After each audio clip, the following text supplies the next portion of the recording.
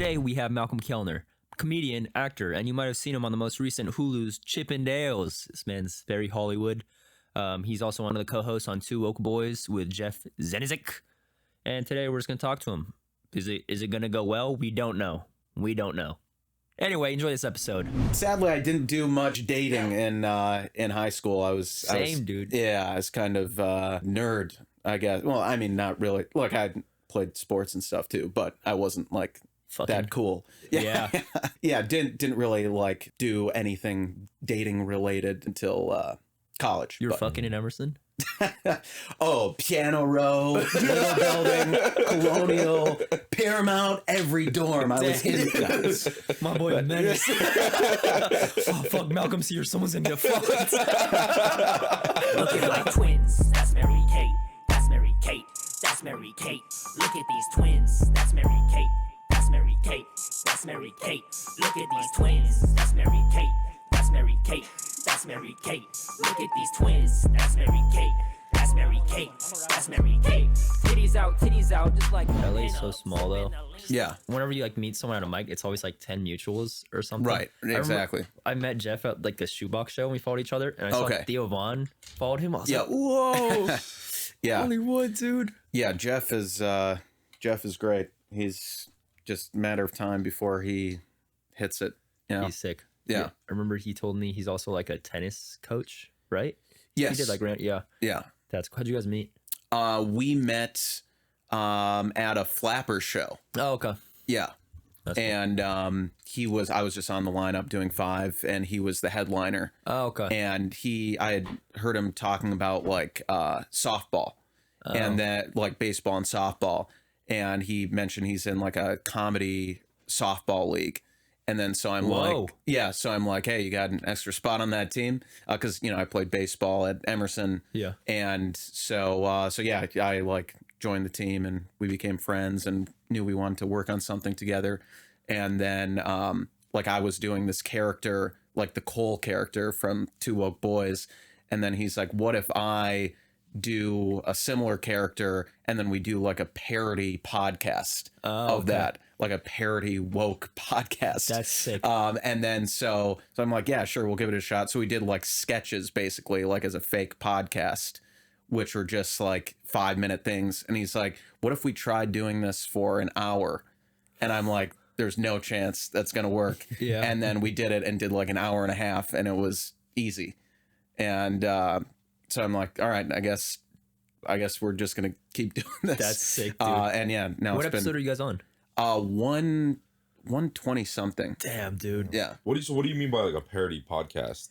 So like they're characters that we play. The Two Woke Boys. It's so I'm like a slam poet, like a male feminist slam poet, and he's like a former comedian turned activist. And so like we're these, so we're in character as these like male feminist guys who are like basically like the shtick is that we're wolves in sheep's clothing, like we're these really like horrible people, like just everything we do is just to try to pick up chicks, and we are very deceitful and conniving about the whole thing and our intentions of being those characters. So so that like a parody of like those types of guys who I saw a lot of at Emerson. Dude, there was always the woke dudes, and they'd have like a Title IX. Yeah, exactly. It's always like they have a hashtag in their bio, but I'm like, that dude gropes. Oh yeah. When someone's like that vocal about like women, I love like the future's female. It's like, what have you done? So yeah.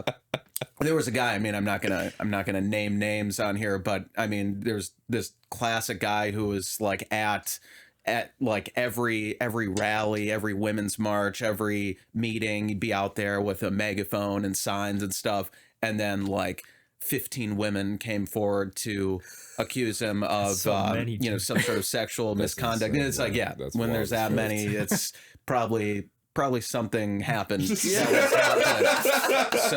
I don't want to make any assumptions, but right, allegedly he assaulted 20 women. ridiculous. Damn, dude, scoreboard. Jesus, Yeah. 20. Bro. Yeah. So these characters are parodies of those types of people who are they're saying the right things, but for all the wrong reasons. They don't actually care about any of the issues. They're just there to try to get women. Yeah. Yeah. So Or just look at, like, I feel like whenever someone has like merch for like a Right. cause, I'm like, all right, you're Right. like stop Asian hate. I'm like, Yeah. you called someone a chinkries. You motherfucker. yeah, exactly. So like, is your podcast like, is it all just like fake banter, or are you guys actually having like real conversations? Like, So we're basically, what we do is we make a list of news topics from the last week or two, and we talk about them from like the character's perspective. okay, that's crazy. Yeah. That's so cool. Yeah, and so it's pretty much just like a current events pod, but then we go off on these like big tangents about like fake personal stories. Like we'll make up like fake dating stories or relationship stuff, and like basically my character is like an incel, like I was like say like, oh yeah, I'm just a nice guy here, and then like this anger and like rage comes out. I'm so nice, just give me a chance. And then Jeff is like Chris, his character Chris, is very the character is like very predatory also in like a different way, and he'll like have these funny stories about dating or his other stuff, like other like crimes he's committed, like DUIs, robberies, arson. Like the characters are pretty wild. That's a crazy but yeah, one. it's fun. Arson. That one's a fun one, dude. That is a fun one. It's kind of like, I just burn shit, but it's never like, I feel like whenever I hear someone's an arsonist, I feel it's rarely out of hate. It's usually like, I just wanted to burn Like, you shit just right wanna now, see- and it you went just wanna bad. fuck some shit up. Yeah, like, dude. Right. I have like this homeless person like in my like neighborhood who just burns stuff. Yeah. And it's never out of warmth. It's just, I'm gonna light this t-shirt on fire. I'm gonna walk away. Just out of pure passion. It's out of Just love of the passion. game. Yeah. It's like an Yeah. intrusive thought. Like, It's all practice. I don't know what it is though, because like I see it often. Do you see it just like in LA around? In West Hollywood, is there a lot of just like homeless that that just burn stuff? Yeah. I guess I haven't seen that like firsthand. Yeah. There was, so I've been living in West Hollywood like 2 years. At first when I moved there was a big encampment on like an adjacent street, like on the corner, a bunch of tents and stuff around people living there. And then one day, it was like up one day, and then I walked past it the next day, and it was all burnt down. So yeah, it was all just black and ash. So I don't know. Someone got pranked. I don't know what happened there. It was like an inside job or something. Yeah, I don't that's know. Crazy. Yeah. So, but I was They found a solution to get rid of them. not advocating firebombing encampments, but yeah, I don't know what happened there, but it's Yeah. pretty wild. Hope Damn. no one got hurt. Pretty insane. Like, They yeah. might have though. Yeah. Out of all that Yeah. ash, maybe. I feel like Yeah. the thing you're talking about though, like just seeing homeless people just lighting shit on fire, I feel like that's like pretty niche. Like I don't like that's not. I don't know if that's a general. I think that's just one guy. I've seen it happen like 3 times in my Is it the neighborhood. same guy though? Or I is don't it- know. Yeah, well, I I mean, just- if it's the same neighborhood, I'm pretty sure it's obviously like that's like his hood. You know what I Damn, mean? I thought it was like a worldwide thing. Dude. It's a phenomenon. That's just what they do. Yeah. Well, I'm also like I'm not around homeless people like that, like at all, too. Like, Damn. because I feel like even the homeless people like that we even have here are probably a little bit more like Tame. higher class too. Like, you know what I mean? Right. Yeah. Exactly. I got the worst of it. I got the bottom of the barrel. Yeah. homeless. for real. Yeah. Exactly. You got the Koreatown, bro. arsonists. Yeah. Where are you from originally, Malcolm? I'm from Minnesota originally. Oh, dang, yeah. dude. Yep. So When did you move here? I moved here about 5 years ago, and so grew up in Minnesota. Obviously, went to college at Emerson in Boston a little before your time. What did I miss you by a year or two? No, I graduated 2022. Okay, so I missed you by 2 years. Like I finished 2 years before you started. Oh yeah. Oh, okay, Yeah. okay, okay, okay. Dang. Yeah. Yeah. Wait, so was there any like culture shock coming to LA from Minnesota? The only thing I know about Minnesota is like the How I Met Your Mother Okay. Right? Someone from How I Met Your Mother was from Minnesota. Right. Marshall, I think. Oh yeah, Marshall was. Yeah. I think.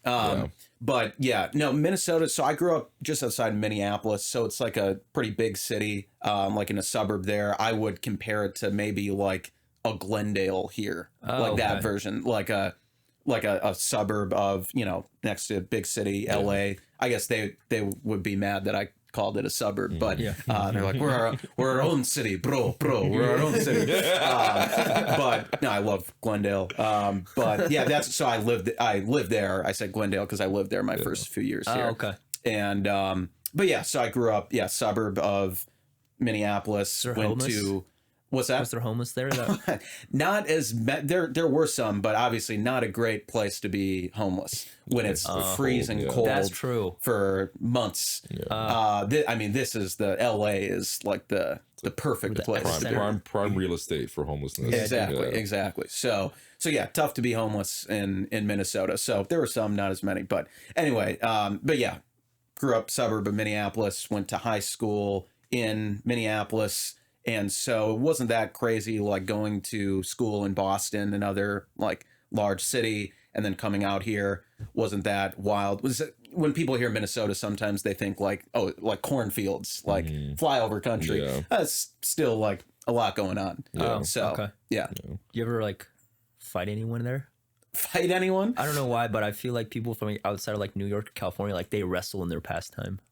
Okay. Do you wrestle? Did you wrestle anyone? No. Your boys? You weren't a wrestling type? Never wrestling, whether official or not. I mean, sometimes like I would rough house with my two brothers, but but no, I can't say I ever was in a. Is the Mall of America in Minnesota? It is. Okay. It is. So it's in Bloomington, which is another suburb of Minneapolis. So it's like right by the Minneapolis St. Paul airport, and biggest mall in the country. I think it's insane. It's like an amusement park like in the middle. Right? Roller coasters and stuff. Have you been? Yeah. So I used to go a lot as like basically the big like as like a young kid growing up, like the coolest thing for like to do is like like Mom and Dad, like, can we go to the Mall of America? And so we'd go like a couple times a year. And well, how far were you from it? Not far, like 15, 20 minutes. So was it like your date spot? Like get a hand job in the Mall of America? Sadly, I didn't do much dating in high school. I was dude. Yeah, I was kind of a nerd, I guess. Well, I mean, not really. Like I played sports and stuff too, but I wasn't like that cool. Yeah. Didn't really like do anything dating related until college. You were fucking in Emerson? Piano Row, Building, Colonial, Paramount, every dorm. I was in it. My boy Menace. Fuck, Malcolm's here. Someone's in there. Was it weird though? Because I transferred in like my junior year, but it was like literally Emerson was just gay high school. Yes. Right? Like in the population. Yeah. Like everybody was gay there? Everyone was gay. It's I think the number one LGBTQ college in the country. Yeah, it was. So yeah. Who's doing those numbers though? A friend did it. But no, it's an interesting, very interesting environment for sure. Because I was playing baseball as part of our illustrious D3 athletic program. Represent. Yeah, and so everything was just kind of like flipped there because like you think of like the athletes, college athletes, like you're the real like big men on campus or whatever. Right. So everything was flipped, and so like we would be like the athletes would like sometimes we'd have to like leave class early to like catch a bus to go to an away game, and then we'd hear like people would be like laughing at us like these sports kids. It's like we are getting bullied so hard by these theater kids. So it's just a very funny like flipped scenario where everything is kind of turned on its head, and there like I would hear all the time like these athletes with their full ride scholarships taking money away from like the regular kids, like okay, well, that's not true. Yeah. We can't get athletic scholarships because it's D3, so that's not a thing. So the game, like, dude. yeah, so you're just, have this straw man of hate for the athletes. But no, it was an interesting experience. I enjoyed Emerson, but it was funny how things were very flipped from, I feel like, a typical college. Yeah. What did you major in over there? Journalism. Okay. So yeah, I went into college thinking I wanted to become a sports broadcaster because that's what my older brother did. But then midway through, I was like, I'm not getting much out of this. It's kind of boring and unfulfilling to me. I would rather be creating my own things instead of like reporting on the work of other men who were like living out a dream that, like, in a perfect world I would have been a professional baseball player, so just being there and like reporting on these guys doing something I wish I could have been doing was not very fulfilling. And it was more creatively fulfilling to create my own work, my own comedy writing and performance. And so yeah. At what point after college were you like, what the fuck? Why'd I get this degree? Was there So that? well, that moment happened before I right now. graduated. Yeah, that moment happened around my junior year when I was just like, God, I think I made a huge mistake. What have I done? Yeah. Luckily at Emerson, they have the big film program too, so I was able to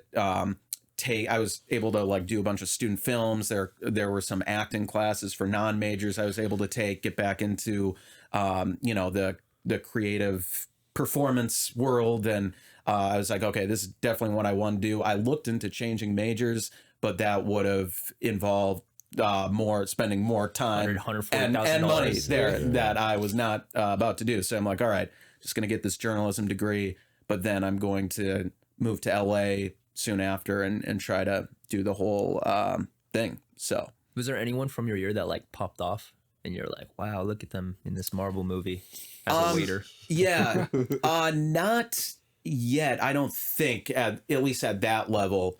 I have a friend, Chasen Parker, who was my year, he's doing some cool things in film. And there's this girl, 2015, the year before me, who I don't even, I was going to say her name, but I'm like, why am I giving her free publicity? But no, I have nothing against her, but she was like a child actress and now she's on like some TV stuff, but she had done a lot. She was like a Nickelodeon kid. Oh, dang. So were they kind of like off? Every child actor I knew, like I remember when I was a kid, I always wanted to be an actor because like the one child actor who was like in Corey in the House was like that person and everyone else knew. Right. But then like now they're not doing well. Yeah. It's rare seeing someone like adjust to like normal life. Yes. Yeah, it's tough to make that transition and like be normal, like from child actor to like a normal person. Imagine peaking at 8, dude. Literally, bro. Yeah, I got so much pussy when I was younger. That's what happened to what's his name? Kiwei Kwan, the guy from the Goonies. Which one's that one? Okay, it's the guy. He just won an Oscar. He was in Everything Everywhere All at Once. Oh Okay, Yeah. He was in like that interview and he was saying like how he like as a kid he was getting all the stardom. He was in Spielberg movies. He was in all these movies, and then he went on to like be a teen and like he wasn't getting anything. And then now he's like 40 or something and he just got a big role. So like, that's a long time. Yeah, it's like 25 years I think he said. Yeah. He seems like well adjusted though. Yeah, Where he's like modest and not like super humble, holding on to his days. Yeah. Getting pussy at 8 years old. It's a weird like sometimes I've had the thought of like, oh, I wish I had like started earlier, like done this because I actually did a lot of acting as a kid, and I was in like an acting class in Minnesota where there were these two sisters who like their mom like did move out to LA with them, and they were on like the like Nickelodeon and like kids stuff. I think they've since gone on to do other stuff like behind the scenes of like producing and directing stuff. But yeah, it was a conversation that I did have with like my parents, but yeah, ended up not doing it. I think probably for the best. I think at the end of the day, I'm glad I had like a normal childhood. And I mean, it makes it harder now as an adult pursuing entertainment things. But it just, it makes the wins sweeter, I guess, when you really have to, I feel like, earn them. Yeah. So That's true. Because like moms who were like they had like children that were like actors and they're just like crazy agents. Like my stage child's moms. the goat. Yeah, stage moms. Yeah. I was like, your daughter sucks, dude. Yeah. that's probably why they're so fucked up is because of the parents. They think and that shit. they're like the highest. Yeah. See, just creating us raised with narcissists, low like, confidence. This literally, is bro. right. now it's all on Humbled. us, dude. Yeah. Yeah, we're humble, Bro, dude. it's Yeah, funny. you're nothing. Yeah, no, my parents were great, still are, but That's cool. But yeah, I did the normal childhood in Minnesota, and I'm now trying to make it here as an adult. How do So your parents feel about that? they're supportive. I'm very lucky and blessed to have a couple great parents who, they've really been very supportive every step of the way. My dad was a little more, I guess, taken aback by, oh, you went to school for journalism. Now you're going to try to go into entertainment. Okay, interesting. But he's still like supportive, and That's cool. And yeah, very lucky to have a great family that supports me and cheers me on. So That's cool. Amazing, Will you ever fight someone as an adult here? did you ever wrestle? Did you ever fight? I see your build. This dude fights.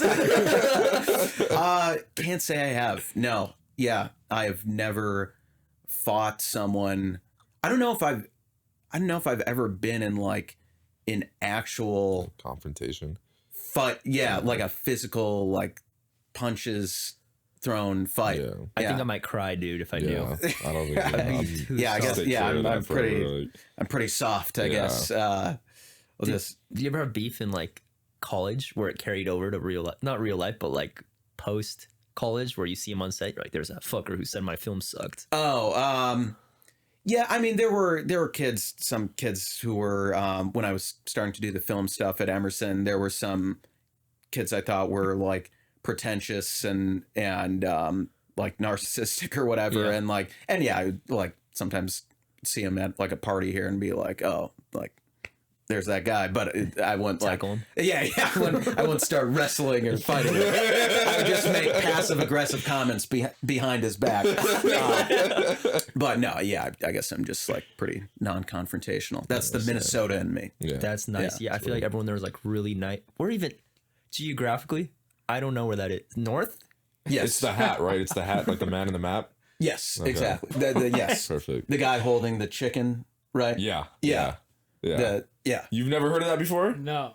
So you didn't do the states. Like, you didn't do your states test. That's I crazy. guess so, yeah. Your state geographical knowledge is Yeah. not as good as ours. Yeah, Yeah, bro. it's the guy, it's a chef, right? Yeah, the chef, holding the plate of Mm-hmm. chicken, which Yeah. is Kentucky, Yeah. right? Exactly. Oh, Yeah. It's I the think man, I know and what then you're Louisiana's his foot, like the boot.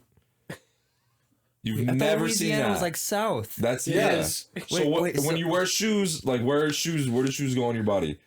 South. So what's Texas? It's not the whole map. Oh, okay. Yeah, it's just a select Yeah. amount of states and Yeah. maybe 8 of them Yeah. in the middle. But good, that's good. Yeah. You know about that. Yeah, thank you. Yeah, Thank the you. real important things. Dude, I remember when I went to Emerson, everyone there knew the geography. I only knew California, Texas, and like New York and Florida, kind of. Wait, where are you from? I'm from here. From Okay, South I Korea. thought so. Yeah, that Because I sounds was about just, right. yeah, I just Typical knew stuff. ignorant You didn't- LA guy. Yeah. You didn't do your states I and did, capital but I states? didn't like remember it. But like when I That's went to wild, Emerson bro. and someone was like, "Let's go to New York," I'm like, "Oh, it's north." They're like, "You fucking idiot." And then so like every day for the first semester, I was doing like a quiz on my phone of like, "Where's the geography? Where are Yeah. these states?" And I completely forgot again, dude. That's insane, dude. I don't know. It was different. It was crazy meeting people from like places I didn't think people really came from, like Yeah. Wisconsin. Yep. What the fuck? Yeah, that's wild. My mom was like a Nazi with that shit, so like we were like studying that for like 6 months. Yeah. I fucking killed it. Yeah. Damn, Good, dude. good old state geography. Yeah. Wait, But- so the fucking in college though, was it ever weird? Like, cause I remember I was too scared to like hook up just because it was so small. So like, if I hook up with one person, and then now she's like, Word is yeah, gonna get around. Yeah, word's gonna get around. Yeah. This person has a weird penis. Yeah. Right. I don't want to be weird penis Is guy it again. weird? I guess you gotta whip it out. Yeah. But was that thought in the back of your head? Was it like freshman year you were hooking up? I wish that it was a problem for me where I was like, oh no, what if I hook up with too many girls? I wish that was what I was. It was even just like, if this one person knows, Yeah. then the whole school knows. I come in 2 seconds. Oh yeah, because you said everybody knew everybody. Because Everyone knows everybody.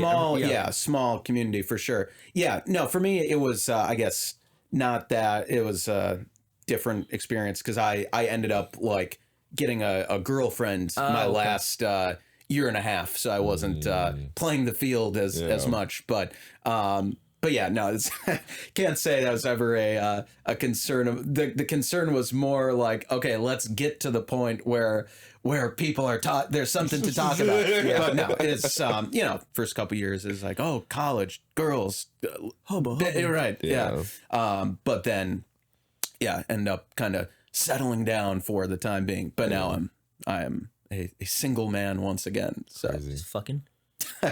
I mean, I'm trying to date, here and there. Are you on the apps? The only one that I'm on is Hinge. Okay. That's like the relationship. Yeah. I've experimented with the couple others, Tinder, Bumble, Grindr. I've done the experimentation. The swiping ones. We've all been on there, right? I think, and I just didn't like the kind of simplicity of or it just felt a little too like Superficial, sexualized. Is just a little like all right, let's chill out and do the one where at least you have to like take an extra second to like look at someone. And not saying Hinge is some great barometer of like personality. It's like, let's debate this topic. Does pineapple belong on pizza? Like, I'm the type of texter who responds either right away or in 3 to 5 business days. Like not that seeing those prompts is some like big window into someone's soul and personality, but at least I feel like it's the only one I can like live with myself being on, because the other ones are a little too like Tinder is just transactional, like, I guess. Hot girl, huge boobs, and she's on the shower, just sweat going down. Like that's Tinder, and it's just literally like this is porn. It's I felt it. They're like a little dehumanizing, I guess, not to get on my soapbox, but just like making snap judgments, just right left about someone in 2 seconds based on their picture. Because Hinge is like, tell me what you like to cook, and I'm like, oh, this is wholesome. And then Tinder, like, I can make you come in 2 seconds. That's a bold thing to put in your bio. But how'd you know my bio? That's but I'm just passively like, I know what you do. I remember one person said that when I was on it back when, and they said it said swipe in the direction of your political views. Damn, I was like, wow, it's real. Definitely swiping left. I think the conservative girls are pretty hot though. Dude. Sometimes. No, I don't. There's a lot of, I see that on like Hinge and stuff too. I mean, I've seen that on everything. Like, if you don't like it, if you like so and so, swipe left. It's like I'm not a fan of that on like just polarizing. On either side. Just like making those sweeping generalizations about people. But what are you? What am I? I consider myself like a moderate liberal. But like I have the podcast, of course, Two Woke Boys, which makes fun of people on like the extreme left. Whenever I say like woke, I don't want to come off as like far right. Because I feel like sometimes and that's the thing. Like some people think that like our podcast, it's like oh, you guys are like big time right wing. It's like, no, we're just like we're making fun of just like the extreme, which everyone, I mean, not everyone doesn't like the podcast, but I like a big swath of people, including people on the left, like it because they see these like fake male feminists and people who are like grifters and just try out in it for all the wrong reasons. They see those people in their own circles and don't like them, and so that's why they like our podcast. So that's why I think it's cool what we've been able to do. I think with the podcast to like kind of bring people together of all kind of political sides, and just because we try not to be like too political. Yeah, honestly, it's more of like less more about like the politics of like the far left than like the absurdities. Yeah, and like the personal things and just like the personal anecdotes and fake stories we come up with the characters like we've talked about. But yeah, I'm somewhere. I think I'm actually a registered independent. I'm not registered with either party. But yeah, I guess I'm again like moderate liberal, I guess. But it's tough to. It feels like both sides are very polar nowadays, so it's tough to like fit in somewhere. But literally. Yeah. How was it at Emerson? Was it crazy like far left when you were there too? Yes, but it was also, keep in mind, it was pre-Trump. Trump wasn't elected until after I was gone, because I graduated in the spring of 2016. And so yeah, Emerson, it was a interesting experience for me, because like I grew up, in Minnesota, Minnesota's a blue state, but I grew up around like more kind of like conservatives and Republicans around.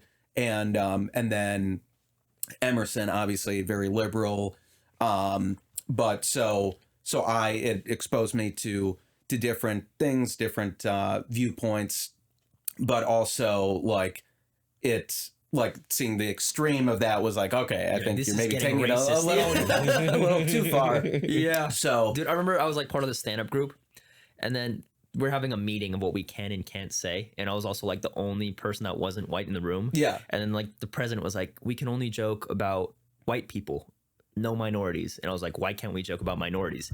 And she's like, oh, this obviously because white people are up here and minorities are down here. And I was like, yeah, so you guys saying the quiet part out loud. Yeah. Well, that's what. Yeah, and that's where like the obsession with race and stuff, and like the white privilege. I mean, there is white privilege for sure, but when people are like, we're white and we have privilege because we're up here and you minorities are down here. It's like, okay, it's getting a little racist. It was straight up. I was like, I didn't even know that. Yeah, so I think when people are like obsessing over race and stuff and stereotypes, it has. I mean, I'm sure you guys have seen the classic, Ryan Long, the comedian. He has this great sketch like woke people and racists, we actually agree.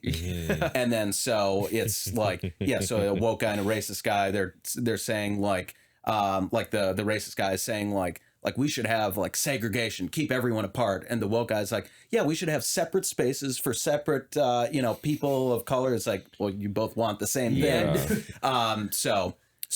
So there's a lot of that kind of like woke racism for sure that I saw at Emerson, which was weird.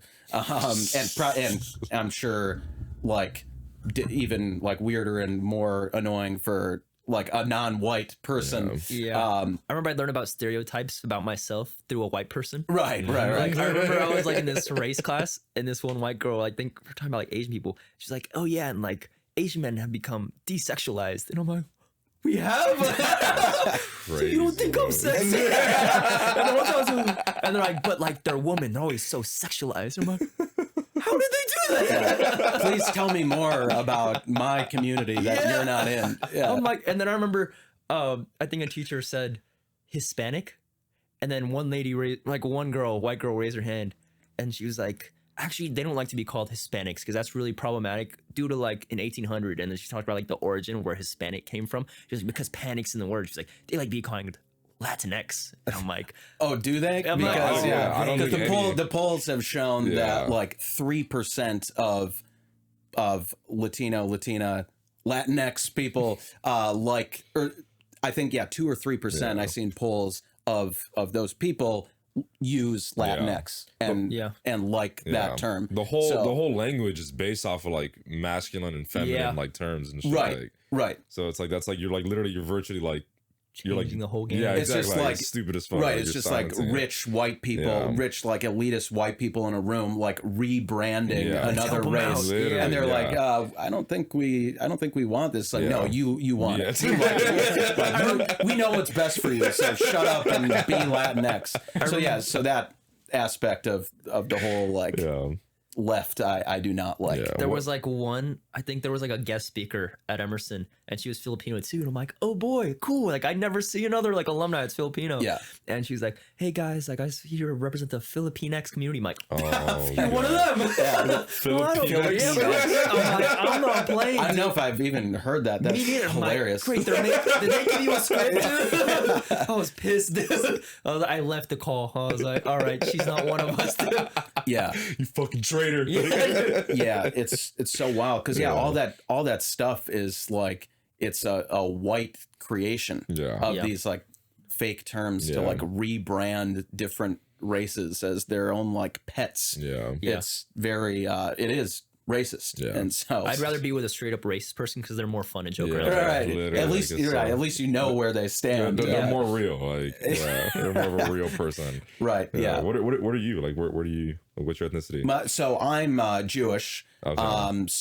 But often confused for other things, Yeah. which is funny. I can you see being Middle Armenian. Eastern. Yeah, a lot of Yeah. people, Yeah. right? Yeah, especially when I lived in Glendale, people thought I was Armenian. You're one of them, dude. But yeah, like Persian, other Middle Eastern Yeah. stuff. That's cool because you get casted for like anything. Literally, dude. Yeah, it You're is. I mean, it versatile. is. Yeah, for like commercials, especially. I've like gone out for many different races and, You go and up with an backgrounds accent?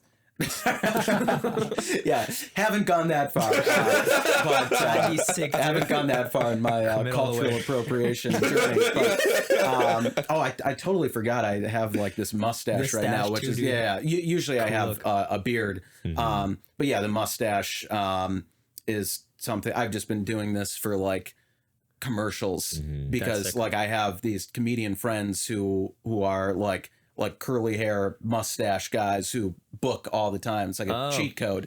And I'm Fuck, like, I gotta grow I'm one, like, I gotta do what you're doing. And sure enough, the mustache has helped my bookings Yeah. go way up. Are they in person? Are they doing it in person? Some are with commercials. About like, I'd say about a third of them have gone back to in person.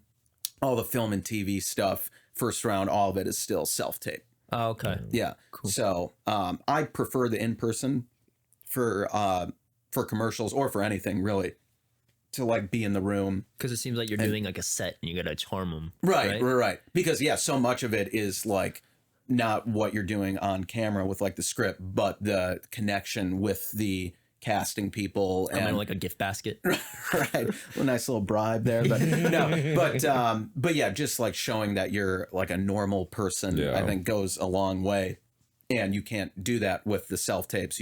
All they see is like the lines, Yeah. and then who knows if they're even watching your tape. Yeah. Sometimes I always hear like casting people say like, oh yeah, we were in a rush to cast it, so we got to tape like 3 people in and we picked the part. It's like, what about the other like hundreds of people who Yeah. submitted? It's like, oh, too bad.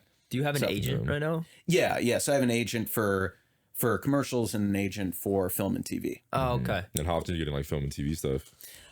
So I haven't done a ton of it on the big stage yet. I was just on a show on Hulu, yeah, called that's so Welcome sick, to Chippendales. Yeah, where I also sure. had this mustache. So that came out about a month ago. I'm not sure when this episode is dropping, but yeah, it came out in December.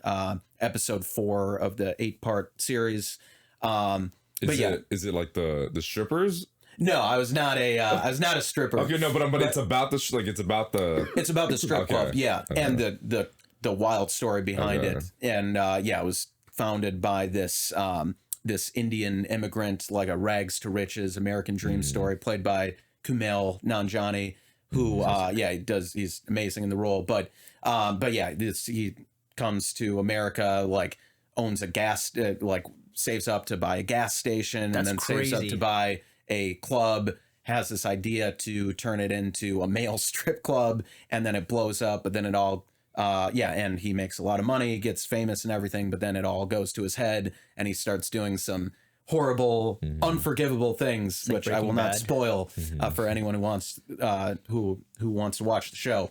But you should. It's a great show. That's But crazy. Like, first thing I want to buy when I have money is a gas station. Bro, like, think about it, like that's a crazy ass investment. That is a like, crazy yeah. one, but Right. also like, I don't know. People are usually like, I'm going to start a clothing brand. Yeah. But gas station, that is Yeah. so. well, yeah, I feel like But that. if you invest, you probably won't run out of business. Yeah. Right. Well, yeah, I think that was big, especially back then. Maybe still is to a certain extent with like South Asians. I feel like that was a thing that they would do, like invest in like gas stations and it's like a family business. That's and sick. I think there's something friend telling me about something with like the donut shops Yeah. all over LA. Yeah, there's a documentary called Donut King, Yes. and that was a big thing. Like I don't know if it was like the 80s or 70s or something, but yeah, there's this. Everybody would just all the immigrants would come in and they would just buy donut shops, and they're just like basically the same thing. And Right. that's where like the pink box became like a staple for donut shops because that's just like what they had, I guess. I don't know. Whoa. But it's a great documentary, Donut King. Yeah, and where is the guy from? From that documentary, Yeah. I think Somewhere it in was like Asia. Thailand or Yeah, something. yeah. But yeah, Somewhere that's a in great that doc. region. But yeah, so it's very interesting look into the kind of a classic American dream story that went awry. So really cool show, and yeah, it was. Did you get to meet Kumail? I did, and yeah, he was a cool guy. I didn't get to interact with him much, but yeah, he was super nice. I actually used to go to his gym when I lived in Glendale. Oh, I sick. went to this gym in Silver Lake that he went to before he got super jacked for that Marvel movie. Back when he was just a normal, like super Yeah. normal guy. that You think he people- was juicing? I mean, it's. I will say to like go from what he was to what he turned into is in like the short amount of time that he did it. It raises eyebrows for sure.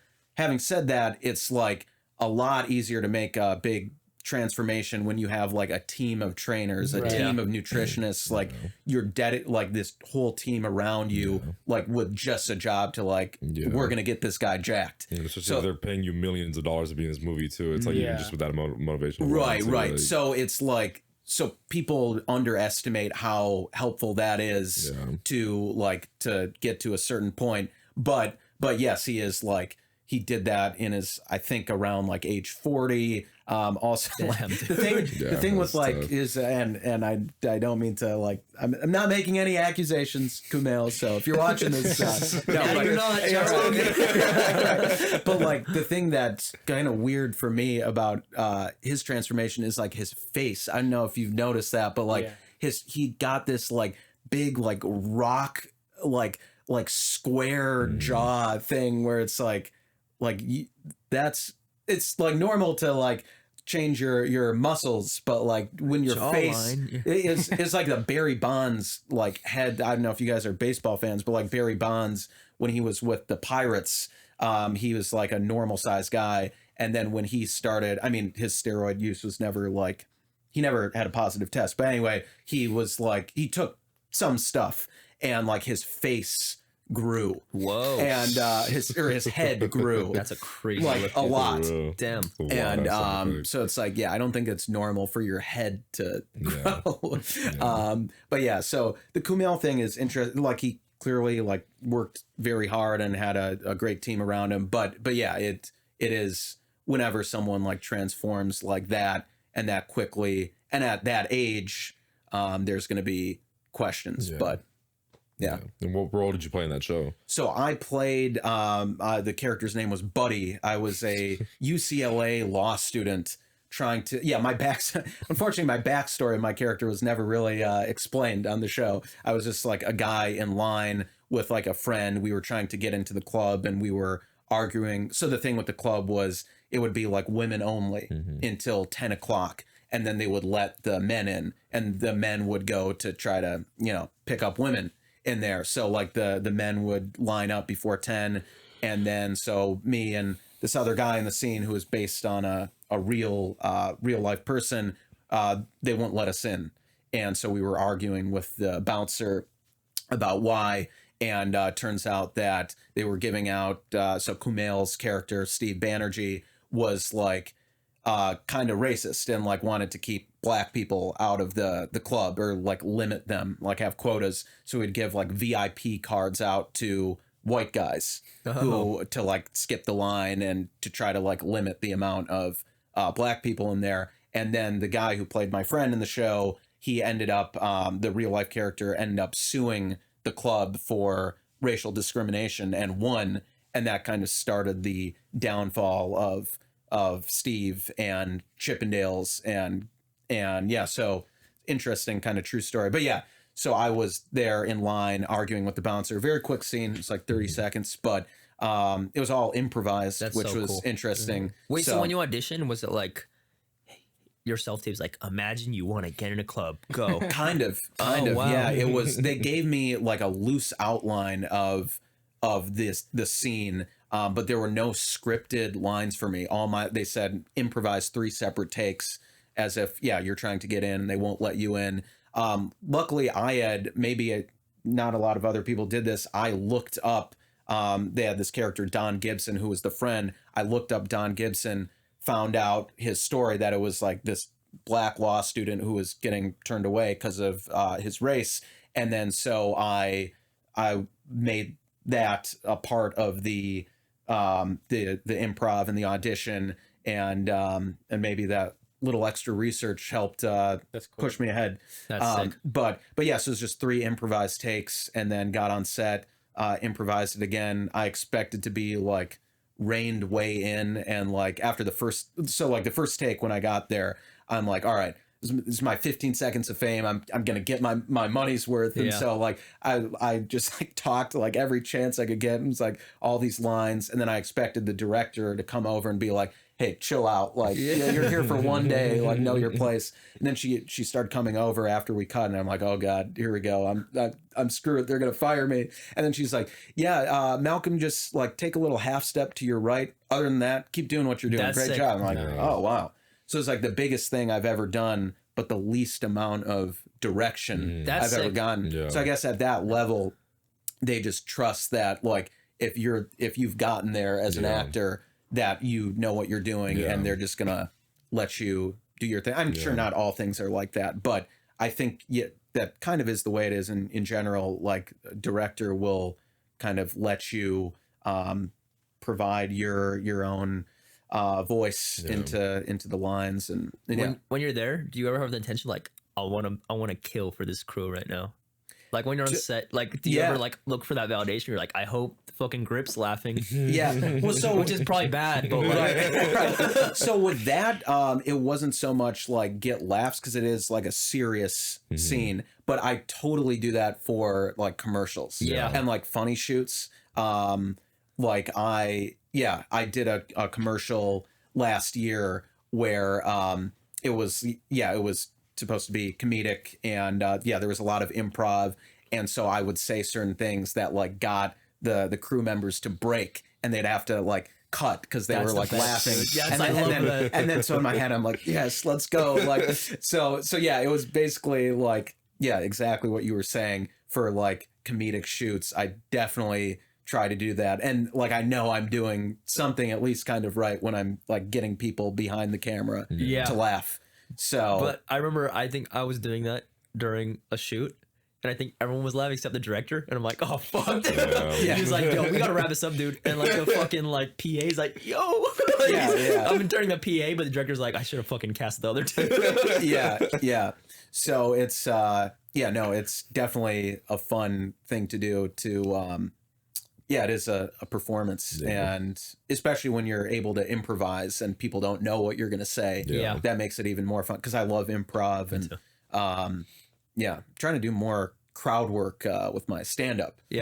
Speaking of improv, but I know you like to do crowd work, and I mean it seemed like the bulk of what you've done the times I've seen you. Met you.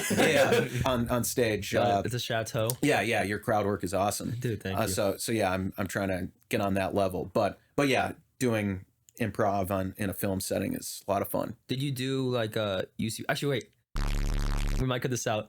I've heard so much bad shit about it, dude. Like the owner is like a creep toward like female comics. I have heard those. I've heard those comments also. Haven't seen it personally, but I've heard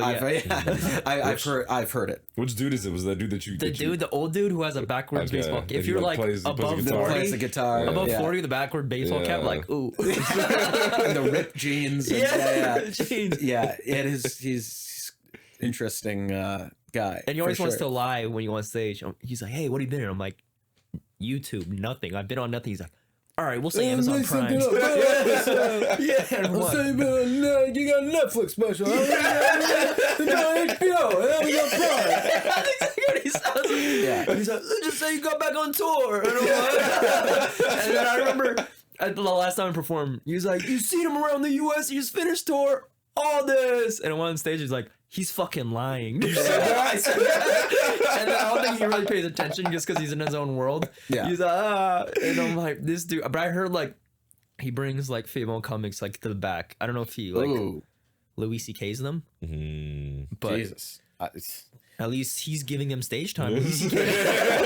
right. Which, at least they're not blacklisted like the Louis accusers. But no, did you ever see the sketches that he posted on Instagram? Some of them, he still posts them sometimes. But there were some, he was kind of like telling on himself with some of the stuff. No. Like there was one where, I couldn't believe that he posted this. It was like him and this lady comes in like wheeling a cart of like cantaloupes or something.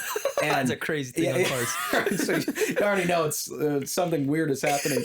And she's like, so how do I get some time? How do I get stage time?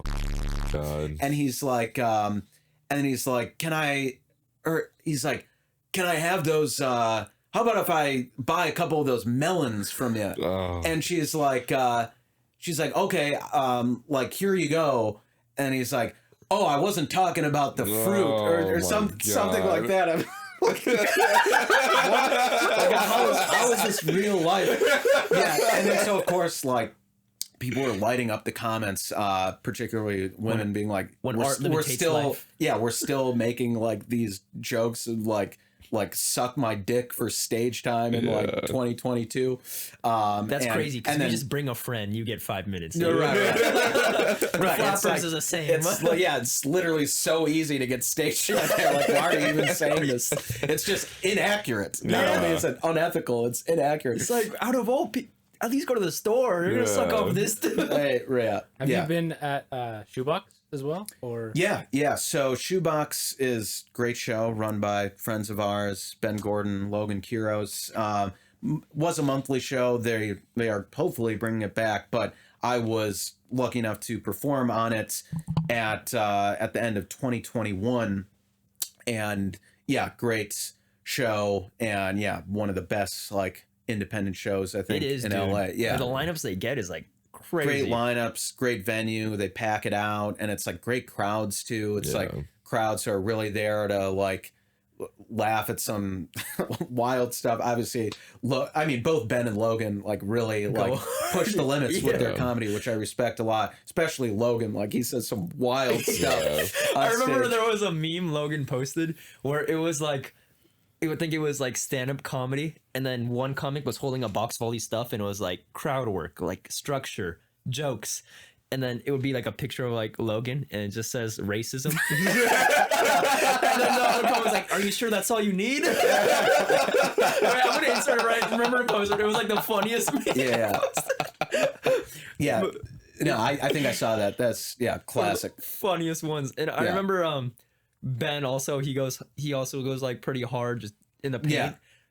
And then I remember he posted on Emerson Mafia. He's like, come to this show. Like if you're an Emerson alumni, you can come in for free. And then I remember it was my final semester and I was in LA, and it was just like all the woke kids in the crowd. Like, I remember I was sitting behind them and I saw them from the people side. came from Emerson. From Emerson. They're like, oh cool, an Emerson alumni is putting a show. Ben goes on. He does like 10 minutes on people. Literally saying that, yeah. And then the whole time they were just like.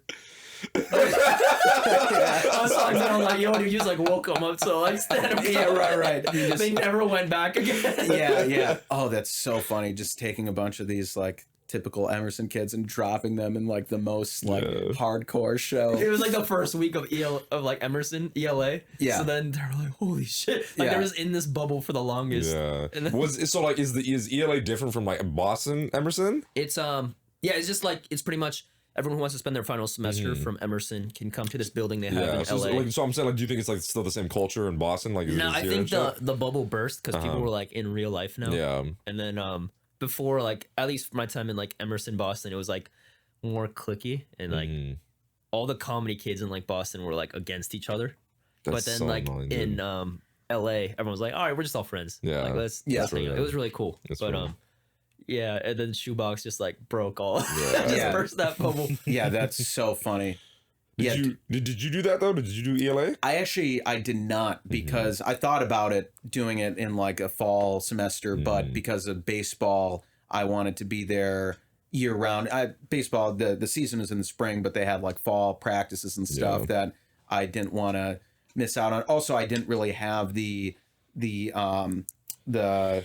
idea and pursuits of doing like entertainment stuff until I was like close to being done with college. So at that point it was kind of like too late to do ELA anyway, but I considered doing it for journalism early on, but yeah, didn't do the program, but ended up coming out here anyway. So and just to preface, like ELA is when like because like Emerson was in Boston, and in your last semester you could transfer. Yeah, and either I think like any semester in your junior or senior year, you could be do the LA campus. Really nice campus. It's just one semester though. It's just one semester. Yeah, but it's weird when people like come there in Boston and then they go for like their junior year semester in the fall. And they're like seeing all this stuff, like, oh, I work for Comedy Central, and they go back to Boston, like back to like square one. That's really Who did you work for, or intern for when you were? It's this dude. He's like a commercial director, Rick Darge. Like he was pretty much like, I remember I hit him up. I was like, hey, do you need any interns? He was like, dude, I own a production company, but it's literally just me in my house every day. I don't know what we're gonna do, but okay, we're gonna figure it out. And it turned out being like more I learned from him than like my whole time in college. Like he was just like, he's still a mentor. Like I still talk to him all the time. Oh, that's awesome. But but like a lot of people who I knew who worked for like huge companies, they hated their time there. Like because they were treated just like pawns. Where it's like I remember my one friend worked for this big music video company, and then every day she would just do physical labor. They're like, hey, build this bench. And then we just bought a lot of rocks, put them in the backyard. And she did that for like 8 hours. Every day she's like, come back. Just like, what the fuck am I doing? Right. They're not getting paid for it either. Yeah, they're not getting paid for it either. Yeah, that's tough. It's like the cliche like intern interaction. Right. Yeah. But yeah, we're at 1 hour right now. Okay. So if you want to transfer over. Gotcha. Wait. I remember, I think I saw you on LinkedIn. Okay. Weren't you working for Comedy Central? No, not Comedy. So Funny or Die. Funny or Die. Yeah. I was doing some writing for them, freelance writing, in like shortly after I moved to LA. Like I noticed on their website they had like you could just submit articles to them, and so I started doing that. Cool. And then they reached out to me and were like, hey, we'd like to bring you on as part of like the freelance writing staff. And I was like, oh, okay, cool. So I was doing that a lot in like 2020, or I started like right before I moved to LA actually. So it was it was like 2017, 2018 I was doing that, and things seemed to be going well. And actually my quick little anecdote about that was I wrote an article about like J.K. Rowling, like a satirical article about her, and then it like went viral, and like people thought it was like a real news article, but it was like an Onion type thing, but people thought it was real and started like sharing it.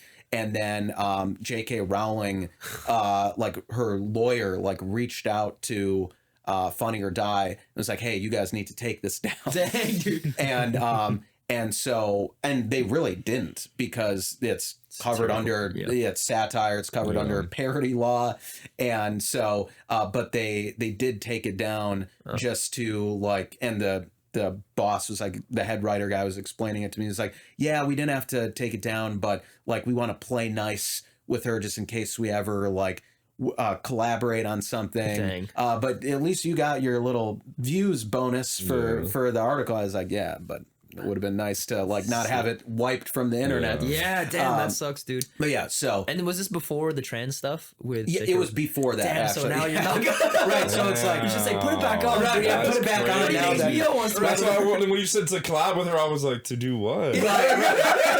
Yeah, it's probably like, what are you talking about? Yeah. So this was before all of the like turf stuff. Yeah. And so now I should reach back out to them like, hey, put that article back on. Yeah, give it to me and I'll post that shit. Yeah.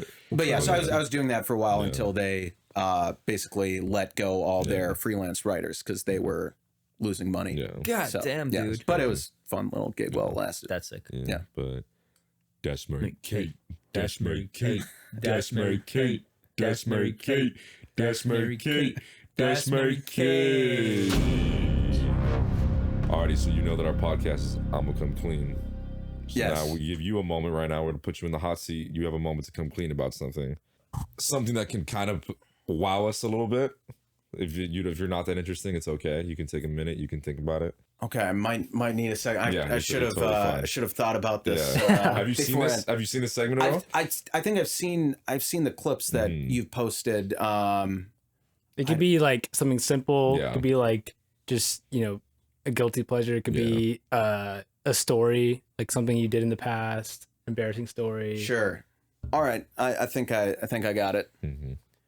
So when I was a little kid, probably 4 or 5 tops, I was in my kitchen and there was a piece of like brown substance on the kitchen floor, and my older brother was like, I was like, oh, what's that? And my older brother was like, oh, it's a piece of a brownie, because there were brownies in here. I was like, oh, I didn't see any brownies. Like, no, there were brownies. so you should eat that.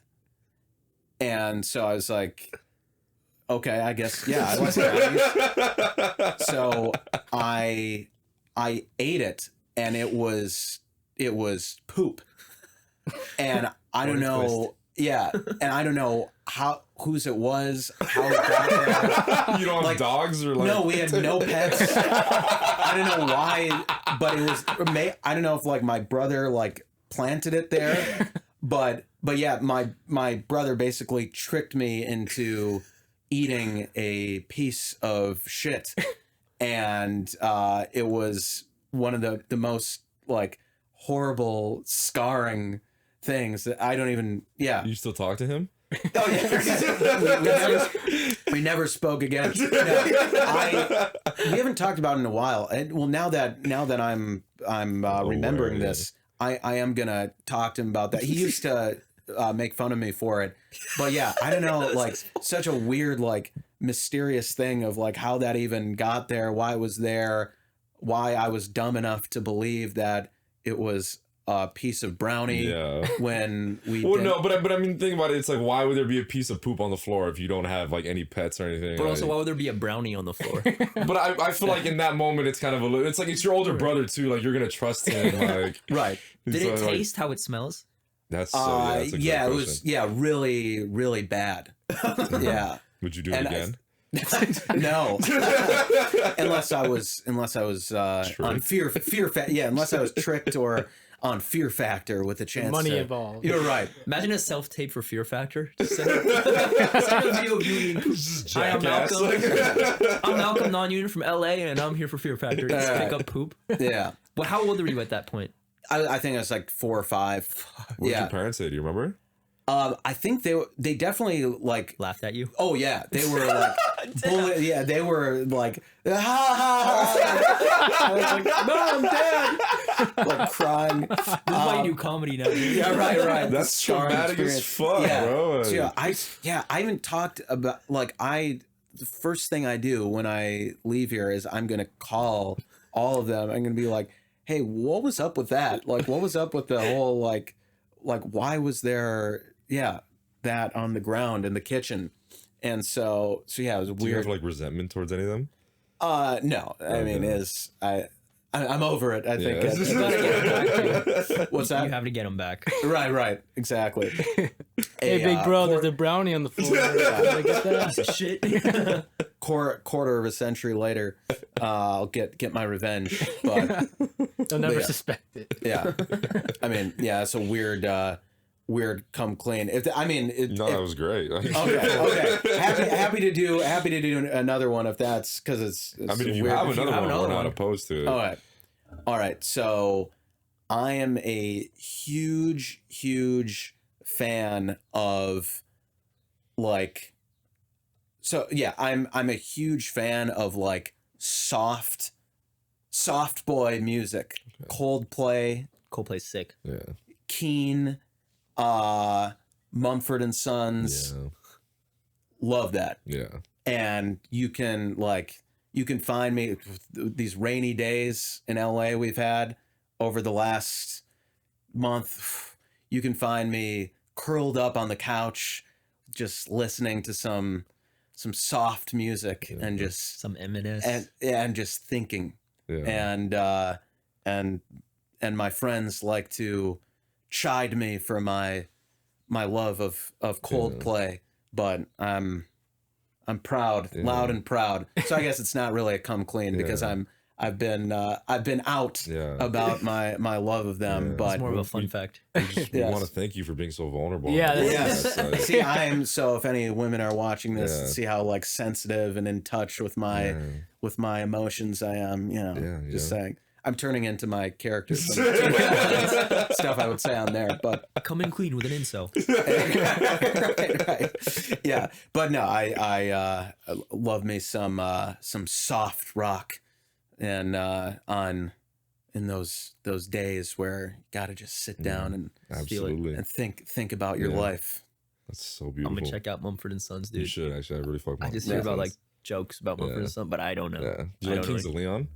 Yeah. I like that. Or Lumineers. Lumineers, great. Ophelia, top tier, dude. I love top. Yeah. Crazy stuff. Yeah. So yeah, that's may not be popular to say, but again, ladies, it's okay. See, it's just no toxic masculinity here. It's all real shit. All deep. Yeah. Exactly. Damn, so bro. yeah. I love how this like confession has just turned into like please date me. For the love of God. Read between the lines. yeah, exactly. Yeah. So hope that's that was beautiful. something. Yeah. Thank you for that. And I hope you guys don't, view me a different way now. I'm still a cool guy. I kind of want to date you a little bit, but that's a conversation for later. Yeah. We want to thank you for coming out to our podcast, man. Thanks so much for having me. This is fun. Man. I kind of wish we could have maybe gotten a little bit more into like your TikToks and like your little sketches and stuff, but I guess you can follow me or whatever. If you have any plugs or anything, you can go Malcolm Kelner on all the social media platforms, Instagram, TikTok, all the other stuff, YouTube. Check out my dumb sketches and videos and share them, please. I like ambiguous TikTok boy. Oh, right, the ethnically ambiguous hot boy. Yeah. Who asks women their body count. That was a fun little silly character that was not at all worth the time I put in. It completely bombed, but I like it. I fucked that shit heavy. Oh, thank you. It's like, what else was I going to do the week between like Christmas and New Year's besides spend hours and hours putting that together? So. Did that whole sketch just come from you saying body count? Because I just worked backwards. No, so it came from like I'd seen these guys on TikTok who have like millions of followers who just go around with like a backpack and their phone like, oh, what's your body count? And just like harassing women on Hollywood Boulevard. And they millions of views, millions of followers. And I'm like, this is such trash. And like, why do these guys make a living off content? And I still have to work my dumb day job. Like, so it like, I'm not going to do that, but at least I have to make fun of them. Yeah. And so that's how I that's my therapy and catharsis is taking things that I hate on the internet and then parodying them. Yeah, it's the best therapy there is. That's Hell amazing, yeah. Absolutely. So if you ever need like TikTok stuff, we can connect you to Han Biddy. Man's popping off right now. Yeah, doing the same TikTok pal. Okay, is he big on there? Yeah, he's pretty big. Okay, big dude. But all right, thank you for hopping on. Thanks for having me. Comment down your body count. Thank you, man. All right, thanks, guys. Touch on my love, on my rap, on my way. Love on my way. Yeah. Touch on my rap, on my love, on my rap, on my. Why do you want my dick all up inside your lips? Wanna just grab